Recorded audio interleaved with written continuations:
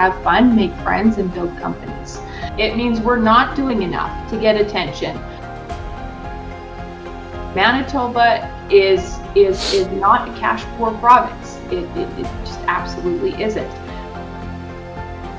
Keep them and turn them into Series A, Series B, C, and beyond companies, and that makes investors nervous. Like how much they can adapt to different conditions. So what is the investor's perspective before looking into that companies?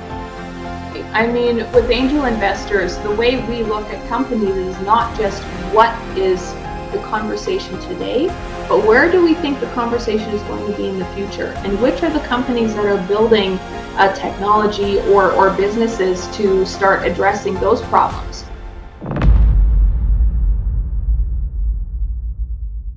Thank you for coming to Tech Detonator Show for the episode of Startup and Tech Crossing Their Bridges. Would you give a brief portfolio about yourself, like how you have done a lot of experience being a founder and in a company before you were at the Startup TNT and Northforge Technology?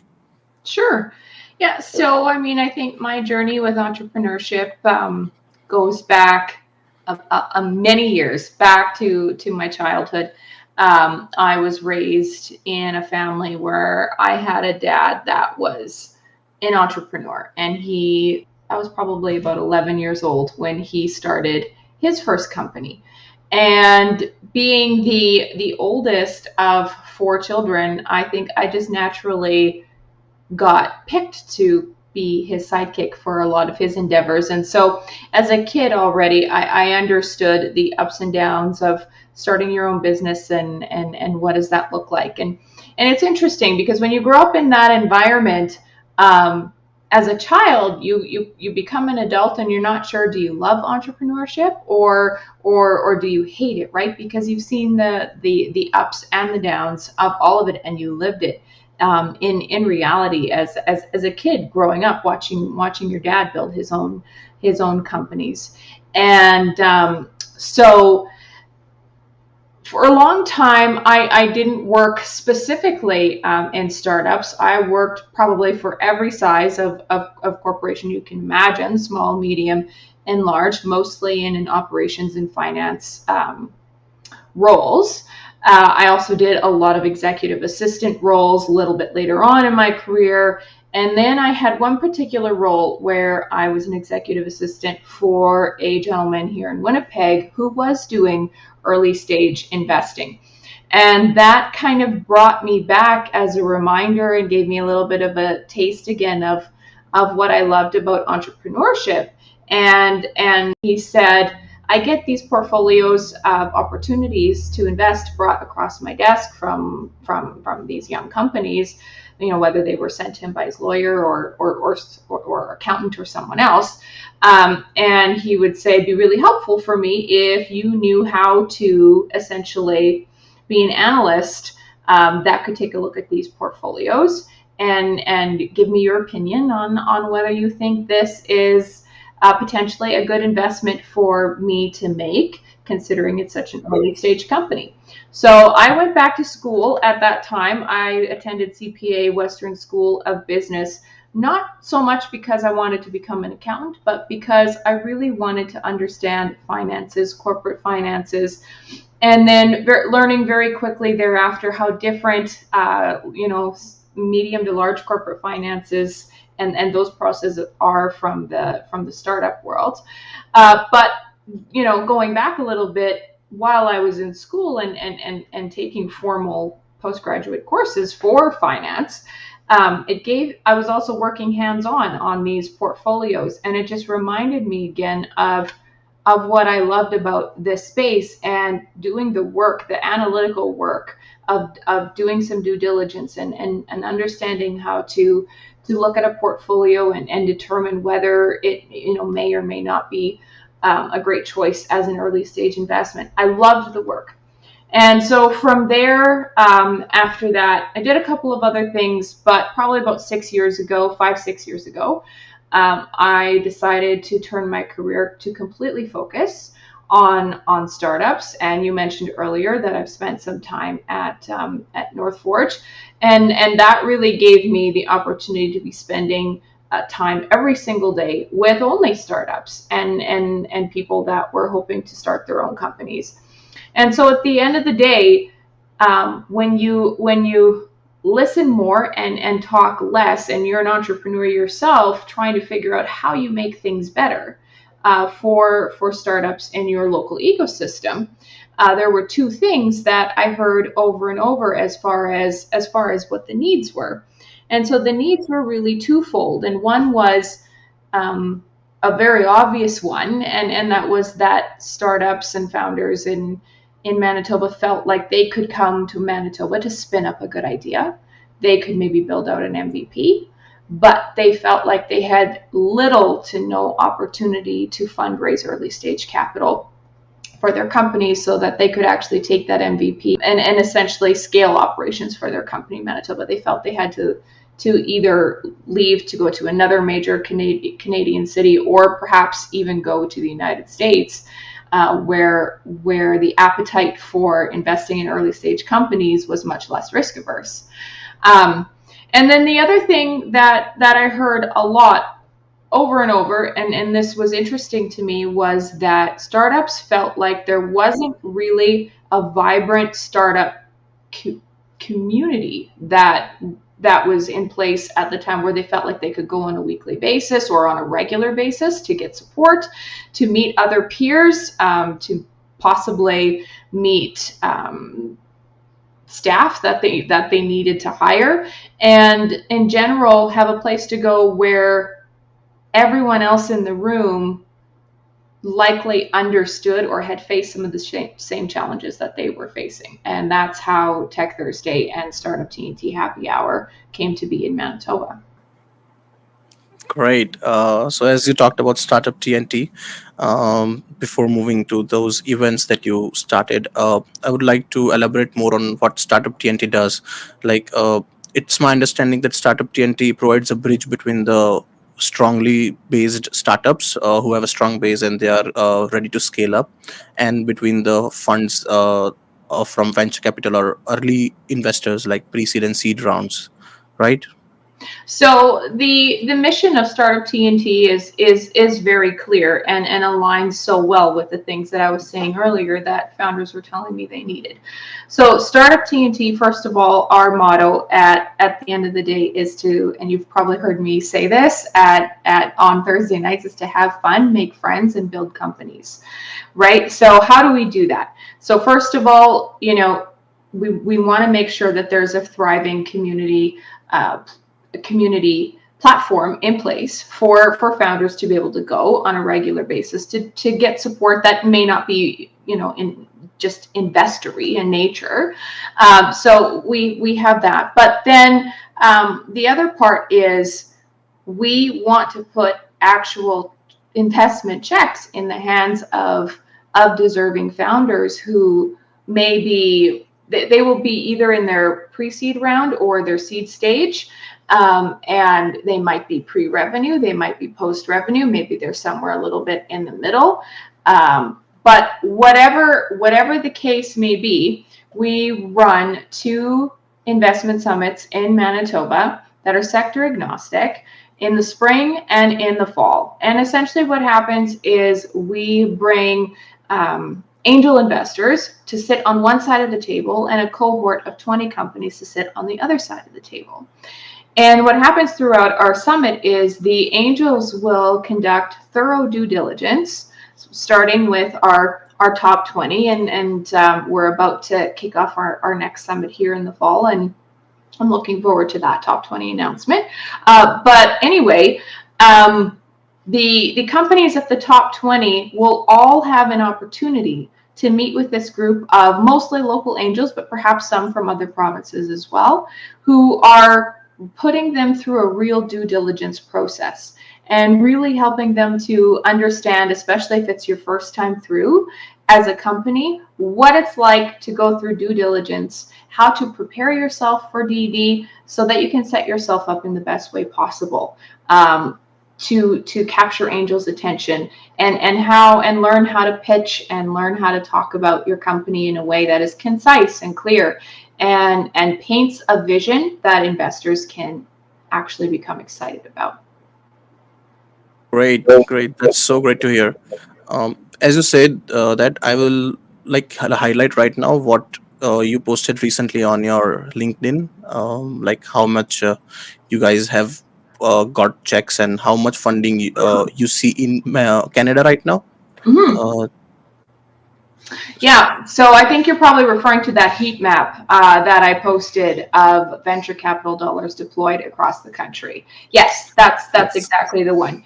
It's very interesting, right? Because when you take a look at this, Manitoba is literally the center of the country, and you can see there's a very tiny little number there, where in 2022 and the entirety of 2022. With Manitoba being quite in the center of the country, the VCAA reported that we only received 4 VC deals in the year of 2022. And so then, you really have to ask yourself, why is that? What is it that some of these other provinces are doing, and what is happening there that is attracting venture capital dollars to those provinces?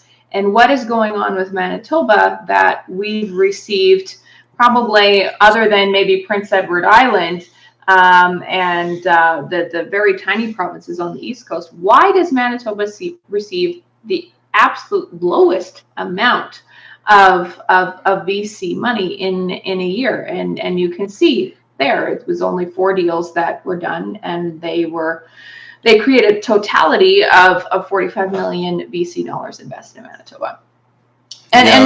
and and that's interesting, right? Because it is certainly not that we don't have talent in Manitoba. It is certainly not a problem of people with good ideas, innovative ideas, individuals that want to be entrepreneurs and founders, and are building strong, good companies. But what this is a very strong indicator of is a couple of things. So for a very long time, Manitoba has been known, and our license plate is Friendly Manitoba. It should probably read Humble Manitoba.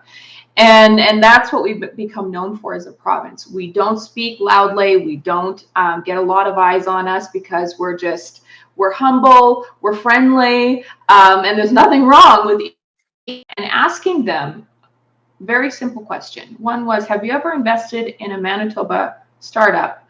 And the answer was generally no. And then my follow-on question is, well, why? And then, so this really speaks to my point of earlier. Most of them said, well, to be honest, we really just don't know what the opportunities are in Manitoba. Right? So Yeah. that means we're not loud enough. It means we're not doing enough to get attention on our province. Manitoba is not a cash poor province. It just absolutely isn't. Yeah.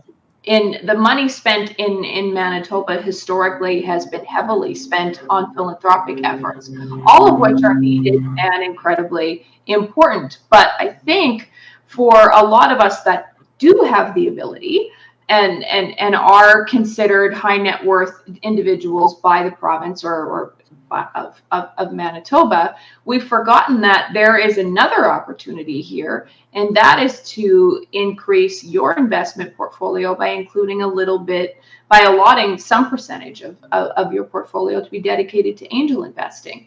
And angel investing is very interesting, and it can feel very risky because you're working with really early stage companies. It's helpful for people to think of angel investing as investing in people. Yeah. It's less about whether the picture that's being painted today by the founder of how the company will look in 5 to 10 years. It's less about whether the company will actually look that way, because every company goes through pivots and changes and upside downs. And it's more about, do we believe that this founder or this team of co-founders and their staff have what it takes to build this company from where it is today into something that is truly profitable and making money, and can provide a solid, healthy return to the angels that are taking the biggest risk on this company by investing in these early stages. And so the fact remains that angel investing is the riskiest asset class in the world. It always is going to be.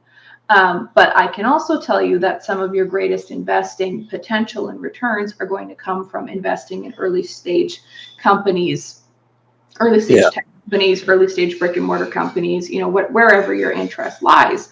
And if you take a look at some of the most successful companies in the world, the reason they got to be successful was because there was a group of early stage investors that saw the potential and saw the future for them and wanted to make sure they didn't miss out on that opportunity.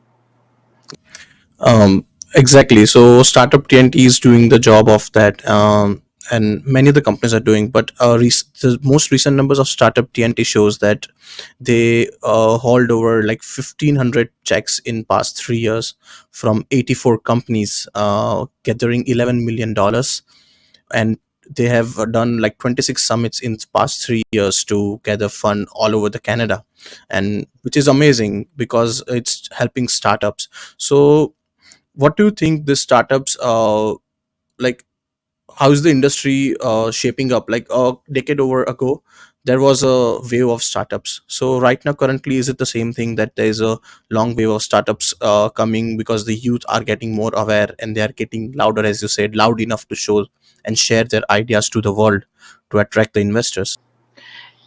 We're certainly seeing a shift, right? Things are getting better. More and more people that have the ability to invest this way are looking at this as an option. We still have a really long ways to go, though, as you can tell by that heat map, and it'll be interesting to see. I mean, Startup TNT came to Manitoba back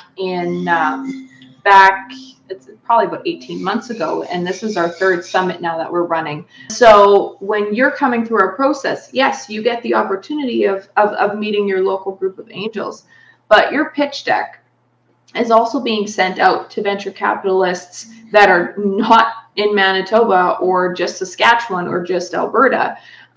We have developed those relationships as a way of providing a greater opportunity for startups and we'll just talk about Manitoba in this instance of getting that attention and getting that elevation. So it'll be really interesting to see after the next, for the next year when the next report comes out in 2023, 2024, 2025.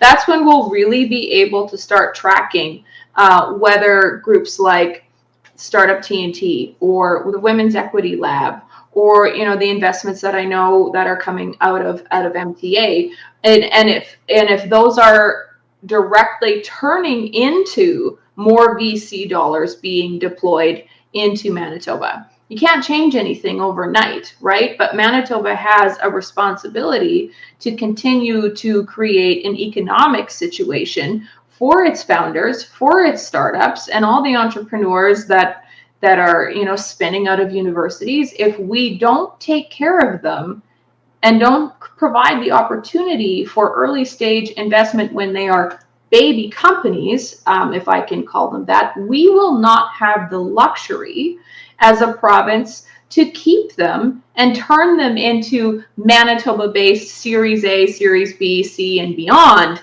companies either. So if we don't take this seriously from an economic development perspective, we will lose jobs.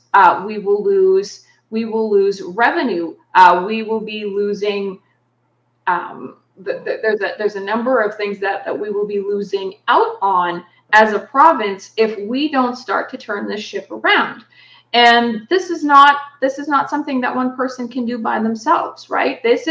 Will require and the collaboration of all of the organizations in Manitoba working together to create more opportunity to take its place, first of all, on just the national stage of being known as a province where startups don't just spin up an idea and leave, but also where they can stay and grow and thrive and scale their operations instead of feeling like they must make a choice to leave here and go somewhere else. Yeah.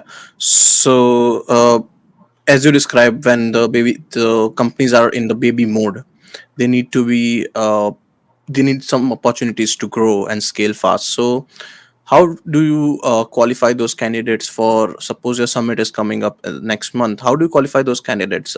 Is a prototype ready already, or they are in the production stage?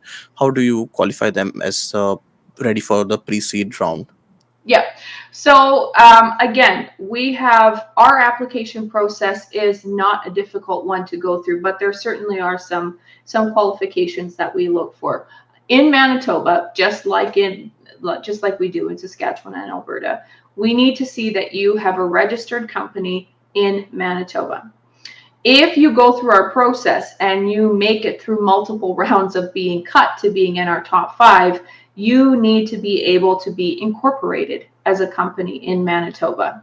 And incorporation laws and regulations in Manitoba are different than they are in BC, for example. So you need to be able to think about that.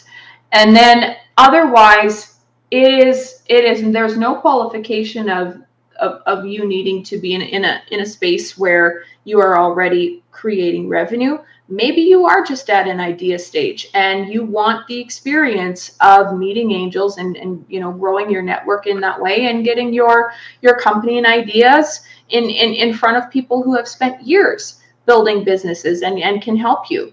The point of the summit is that no matter how far you make it in the summit, there's a value add for you as a founder. And so those are really, kind of the main qualifications. It really helps if you are a founder or a company that has really thought your vision through, to be able to explain your company and its value proposition clearly and concisely. You understand a little bit about how to raise funds, and again, we can help you with some of that. But you need to be actively raising funds for the purpose of scaling operations in your company. That is what we need to see in order to really take a look at you. But like I said, this is not sector specific. We see tech companies, but these days that's a very broad statement. There are so many Yeah. verticals inside the term technology, and we've seen our first winner, which was Construction Clock. They were technically pre-revenue at the time, right? In our last summit, we saw Standard Carbon, a clean tech company, take home the win. And in both of those summits, we had side deal winners as well. And essentially what a side deal winner is that investors have chosen their ultimate winner, but they've also identified another company that they are interested in putting money into because they may see a lot of opportunity and a great vision for that company as well.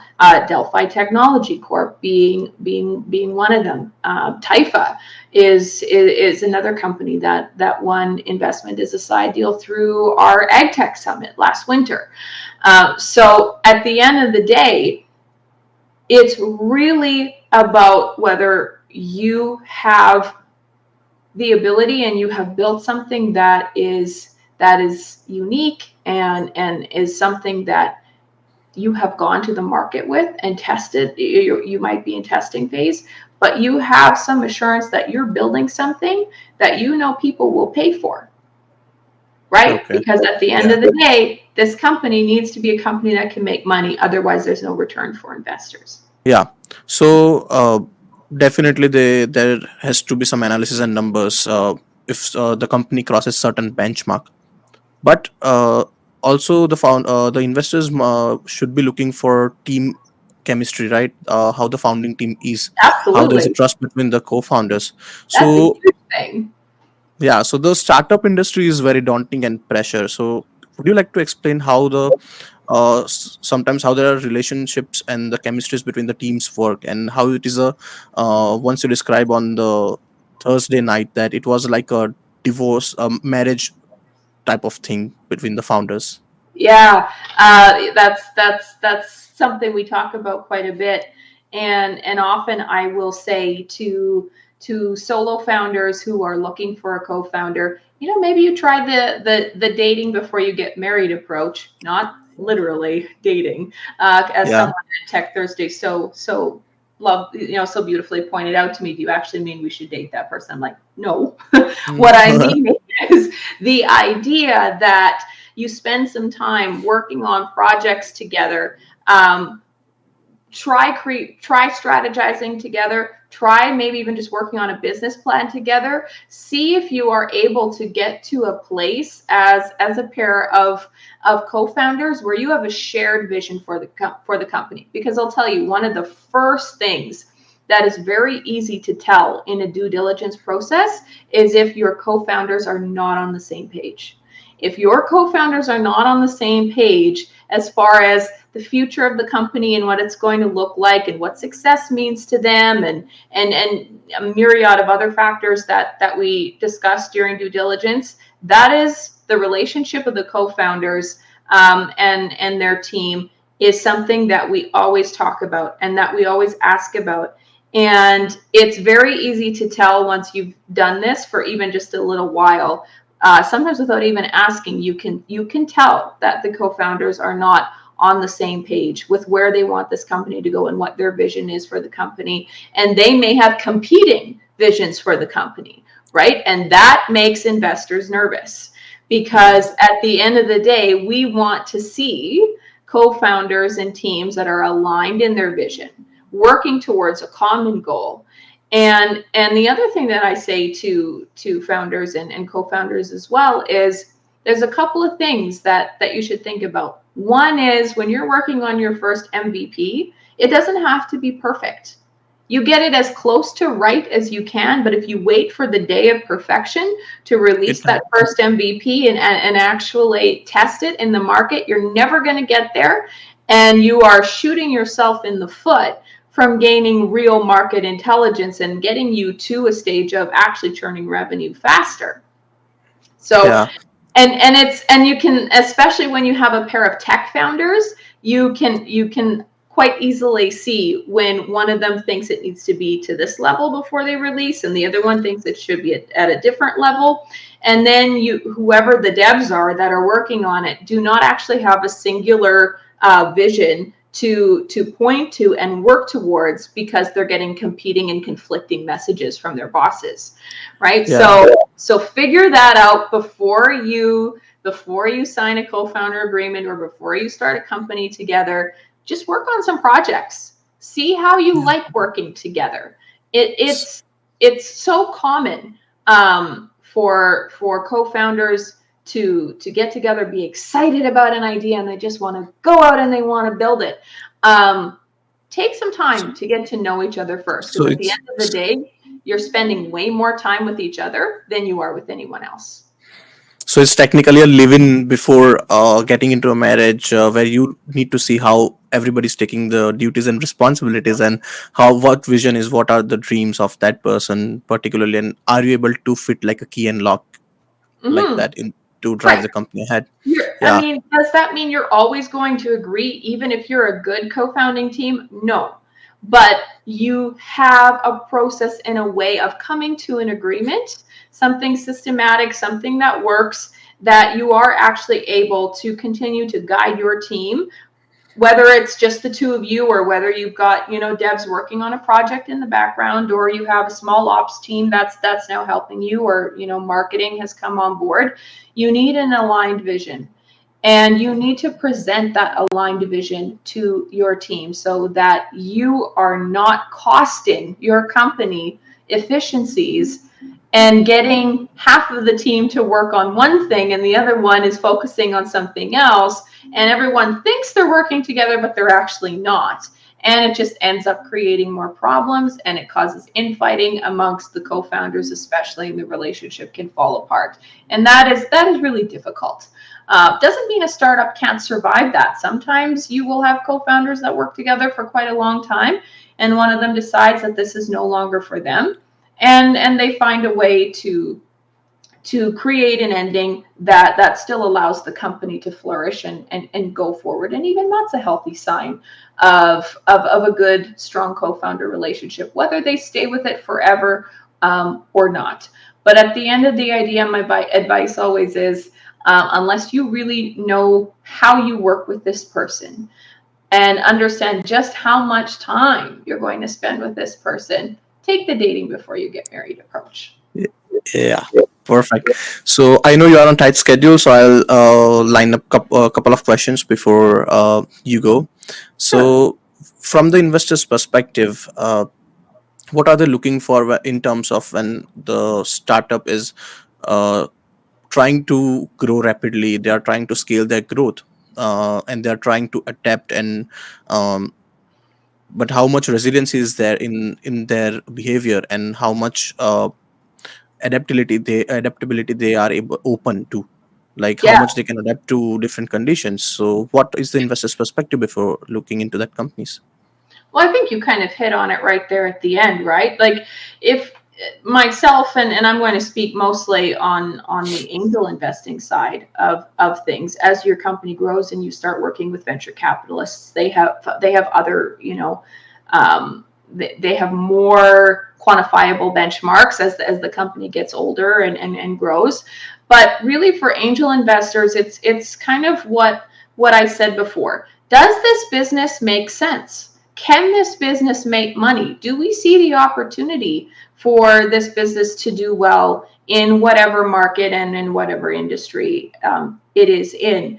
But again, going back to the ethos of angel investing in general, it's really truly about investing in people, right? So are the founders that we're looking at, even though they're early stage, what's their background? What did they do before they decided to become entrepreneurs?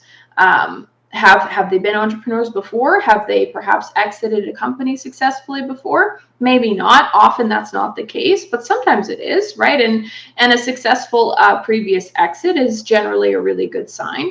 If that's not you, that's nothing to worry about. Everybody is a first time entrepreneur once in their lifetime. And you hit on it. How adaptable are you? How open are you to receiving advice from people who are subject matter experts in your industry? How open are you to being able to ride out the pivots and the different crises and challenges and disasters that just are a part of building a company and the startup lifestyle? Like we said earlier, what's the relationship like between you and your co-founder if that's the structure that you have? And when you are explaining the value proposition of your company to us, what's your plan for it in the future? Is the plan for you that you're going to build a company and it becomes what we call a lifestyle company, where you spend the rest of your life very happily working on this company? Generally, angel investors tend to maybe, especially tech angel investors, will veer away from that a little bit, because the way they are going to make their money is if this company is either going to go through an acquisition, is it going to go to IPO, or at the very least, do we think that there's a possibility that venture capitalists will really love this and we get bought off of a cap table at a healthy, X, whatever that is, return.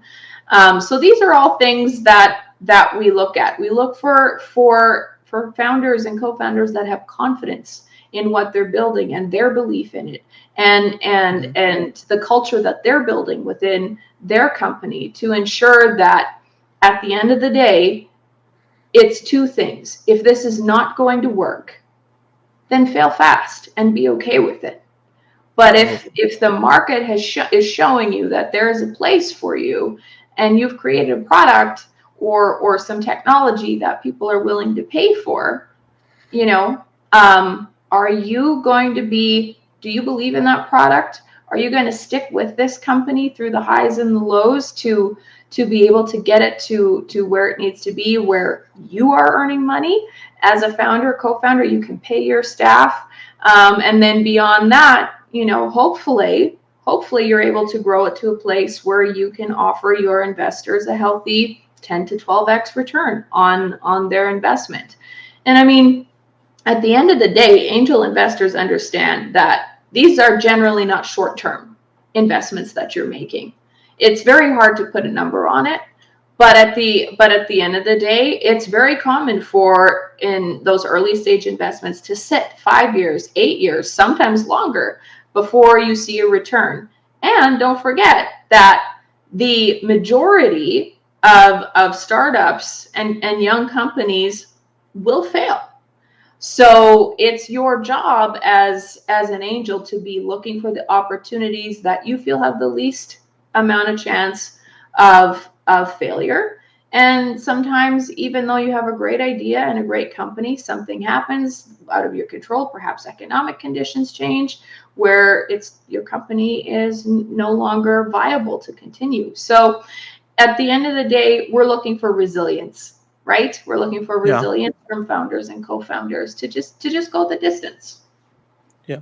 So, from our entire session, if we want to summarize tips, or if you even add tips for the early startups who are moving towards pre-seed stage, if there's one tip, like I'll give an example, that pushing product early before, if even if it's you don't feel it's perfect, but it's before the perfection stage, is important rather than waiting for the perfect day to come to push the product. What are the other tips you can add for the early startups? Like, what they need to look for investors to be, to avoid some pitfalls with the investors as well. What are Yeah. some tips? Well, first and foremost, actually build a business plan, right? Try to think this thing through from beginning to as far as you can imagine into the future. And what does that look like? So, and then while you're going through the build of your business plan, you also need to be thinking about your go-to-market strategy, and you need to actually do testing. You need to actually gather research to validate whether or not what you're building is something that the market will pay for. The sooner you can validate that, the better off you're going to be, and the more attractive you're going to be to angels that are taking a look at your company as an opportunity to invest in, right? Build a pitch deck. Learn how to tell your story in a way that is not long, because at the end of the day, you may only have 30 seconds or a minute to capture an investor's attention. So that means within 30 seconds to a minute, you need to be able to explain the value prop of your company and why it's important for this investor to pay attention to you. You often see this with, I would say, a lot of founders in general, but I see it a lot with tech founders. They're quite shy, coming out of their shell and learning how to pitch and being comfortable with pitching and just approaching people and building out that network. Man, like, I can't stress that enough. I've worked with a lot of founders who started off where their greatest fear was pitching, and today they have quite successful companies. So it is all possible, but it is something you have to work on. So find a mentor, find advisors that are experts in your industry or are experts in learning how to teach you how to narrow that talk of the value proposition down to something short, but really heavy on impact. Always go for impact. That is one of the best favors that you can do for yourself when you are learning how to talk about your company and learning how to pitch. Great, great. That's amazing tips. Founders, please look out. So, before saying goodbye to you, what is the future of the tech startups? I know tech is a wide term right now. It's very wide, and there are tech maintenance startups. There are tech, like construction clock is a tech software that allows workers to keep on schedule. So what is the future going towards the tech? Like, is it only artificial intelligence and machine learning, or there is a lot of wide nature going into that? It's easy to think of AI as being where the future is for everything, because every week we're seeing news stories and publications about the development of artificial intelligence and machine learning. This is a really hot topic right now. Does that mean that that's the only place for opportunity? Absolutely not. Clean tech, as an example, is huge. The government of Canada has a plan for 2030 right now to be able to meet certain targets to make Canada greener and cleaner. So clean tech is huge. FinTech continues to be a huge space of interest to investors. And I mean, that's just a few. Even within that, there are smaller niches and nuances of technology that can be built. But certainly those are some of the ones to keep an eye on. At the end of the day, if you are thinking about building a startup, quite often what I hear is when I ask, why did you choose to build this particular, build in this particular industry or this particular vertical? It's because the founder has experienced a problem of their own in that particular industry, and they are thinking, if it's a problem for me, it's likely a problem for someone else. So there's lots of opportunity across the whole technology vertical.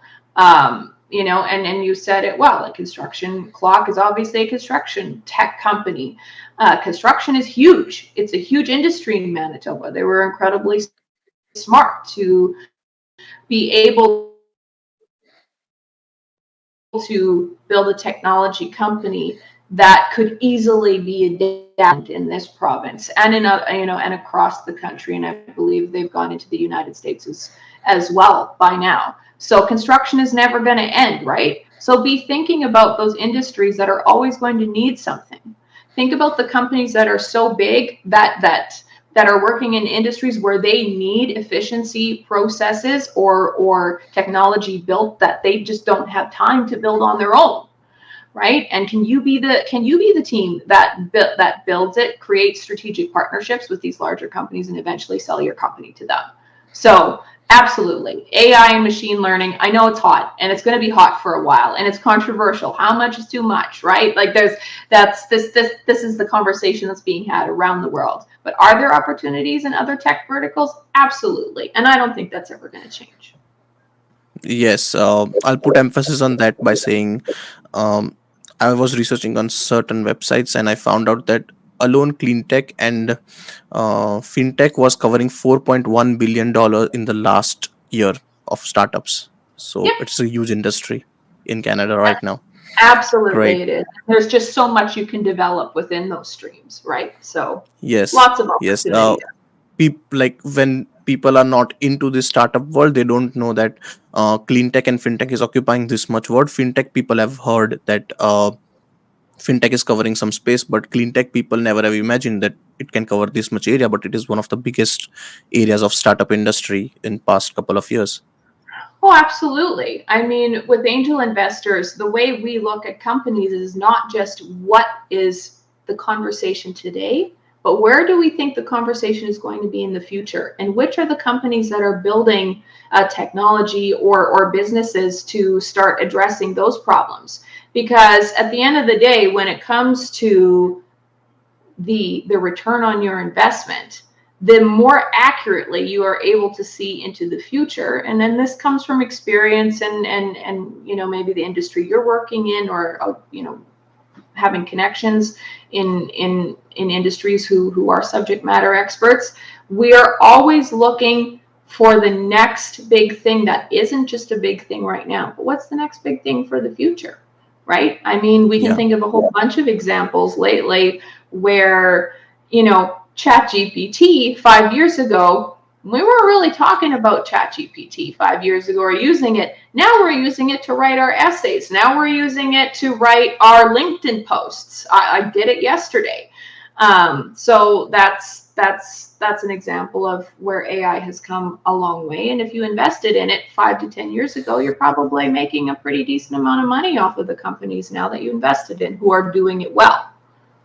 Thank you, Gloria, so much for your time and giving this much amount of knowledge. It was pleasure having you on my episode, and um, it was amazing. Like people, our audience will find it amazing to have heard so much about startup from their local hero. So it's great. Thank you very much for coming today. Oh, no, it's my pleasure. And thank you for being so kind. At the end of the day, it's easy to find us. We generally meet at the King's Head every Thursday, starting at 5 with a Tech Thursday panel. And myself and my colleague, Richard Tuck, generally run the networking portion on the back half of that event. If you are a startup looking to raise funds, I'm easily found on LinkedIn. Please take a moment and send a message. And, for people that are looking at the possibility of angel investing and are interested in hearing the stories of people who have done it before, that's a network that I also represent. And like I said, applications are currently open for our fall investment summit here in Manitoba. It is sector agnostic, focused on pre-seed and seed stage companies. If you are actively raising, please go to startuptnt.com and request one of our application packages. Thank you for having me. Perfect. Thank you very much, Gloria.